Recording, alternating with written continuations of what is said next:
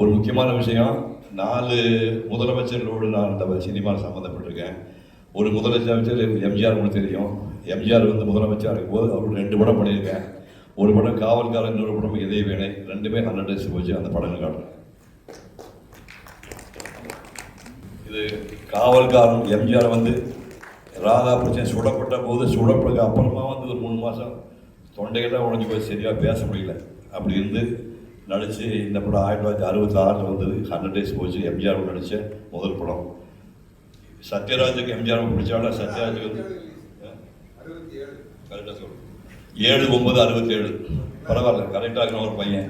எம்ஜிஆர் முன்னே கரெக்டாக விஷயம் மட்டும் கரெக்டாக வச்சுருக்கான். பரவாயில்ல, சந்தோஷம். அப்போ இன்னொரு முதலமைச்சர் ஜெயலலிதா அம்மையார். அந்த அம்மா கூட 2 படம் நிறைய படம் பண்ணியிருக்கேன். 2 படம் முக்கியமான படம். ஒன்று வந்து கந்தன் கருணையில் வள்ளி தேவியான நடித்தாங்க. வள்ளி வந்து அம்மையார் நடிப்பாங்க, அந்த பக்கத்தில் தேவியான வந்து கேஆர் விஜயா நடித்தாங்க. அதுக்கப்புறம் 77 கிருஷ்ண லீலான்னு ஒரு படம். அந்த யூடியூப்பில் போய் பாருங்கள், இந்த காமி சத்யபாமா கலவை திறமாயின் பாட்டெல்லாம் வரும். கிருஷ்ணலீலாவில் நானும் ஸ்ரீவித்யாவும் ஜெயலலிதாவும் நடித்தது.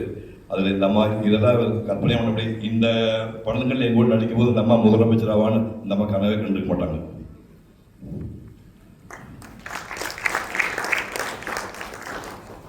அப்புறம் அடுத்து இன்னொரு முதலமைச்சர் சொல்ல முடியா, இந்த கலைஞர் வந்து 2 படம். அவர் பாசப்பலவில் பாடா தேனிகள் 2 படம் பண்ணார். 2 படமே பிரமாதமாக போச்சு. 2 படம் 100 days போச்சு.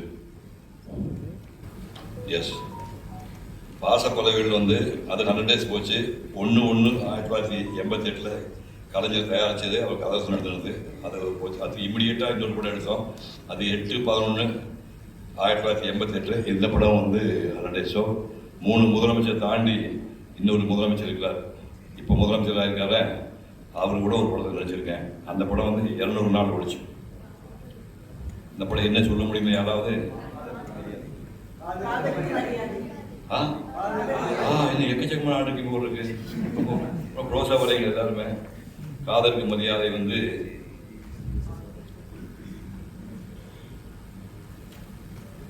200 நாள் ஓடிச்சு. காதலுக்கு மரியாதை படம் வந்து 200 நாள் ஓடிச்சு.